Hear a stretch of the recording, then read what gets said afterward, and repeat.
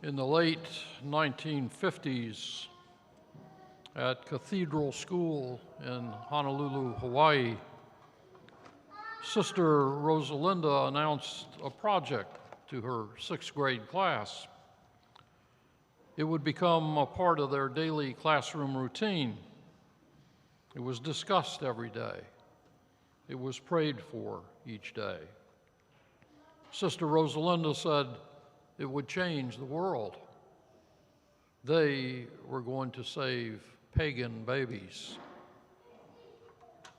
This weekend, we celebrate the solemnity of our Lord Jesus Christ, King of the universe. Ordinary time ends this week, and our attention is drawn to the focus of all ordinary time, the return of Jesus, the center of all creation. In the readings today, we come face to face with Jesus at the final judgment. We are asked whether on that day we will be found with the sheep or the goats. Sister Rosalinda told the students that pagan babies were in danger of growing up with no knowledge of Jesus. It was up to the students to do something. Now, 90% of the students in Cathedral School came from the orphanage down the street. The students knew firsthand what it was to have no family, to be lonely, to feel lost in the world. They identified immediately with the predicament of the pagan babies. The first reading today is from Ezekiel.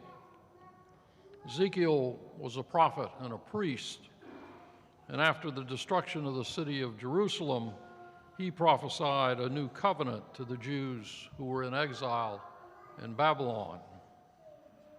In the portion that we hear today, Ezekiel describes God as a shepherd who jealously guards his sheep, searching for the lost, healing them, tending them.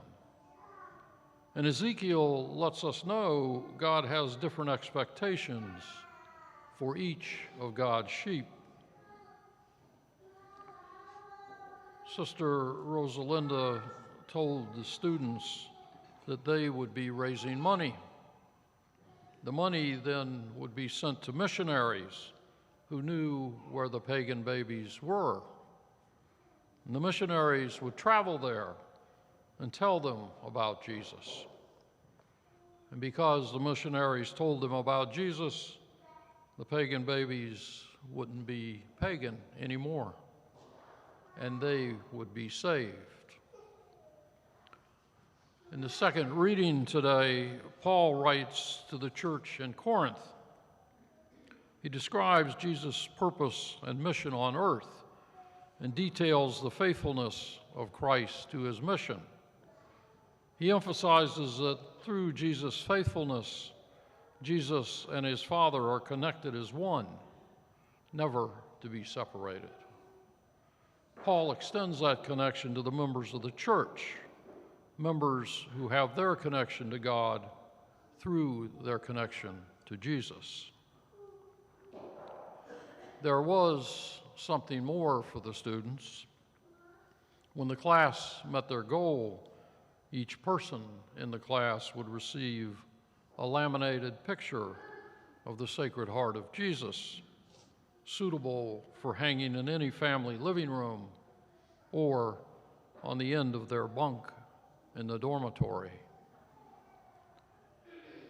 In the gospel today, Matthew presents a picture of the final judgment, when Jesus, King of the universe, will sit in judgment of all the nations on earth. In the passage that we hear today, Jesus refers to the least brothers of mine as part of the criteria for salvation. And it's important to remember that the gospel refers to the judgment of nations and to the question of who the least brothers might be.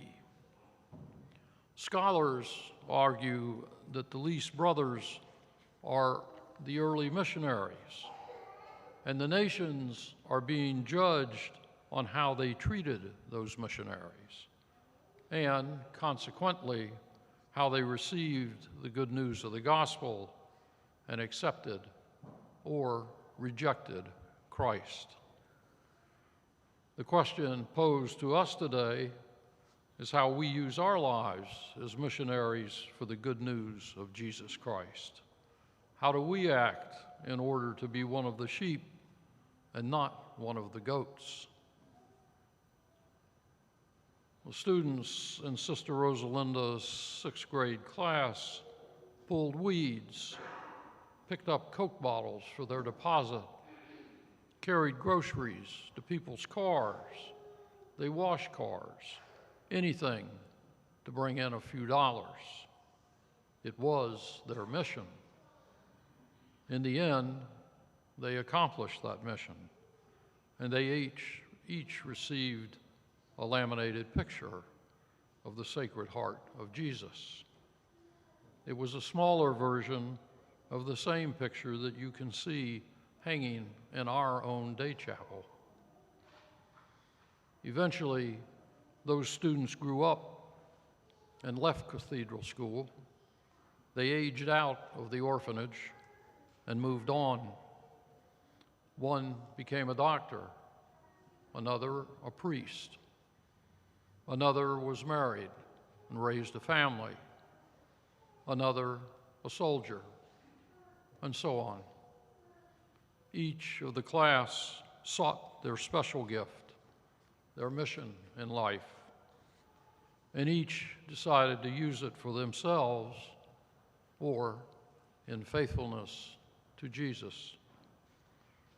The readings today speak to us about mission. In Ezekiel, we have the example of a God that shepherds a flock where each is unique. He understands that each has a different mission. From the church in Corinth, we see the importance of faithfulness.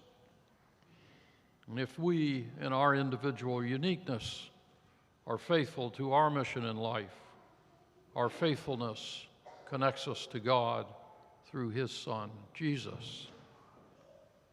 The gospel tells us that faithfulness will lead us to stand in front of Christ and to hear his judgment without fear, faithful in the knowledge that if we acted as the least of his missionaries, if we spread the good news to those who are unknowing, we will be welcome into the kingdom of Jesus Christ, the King of the universe.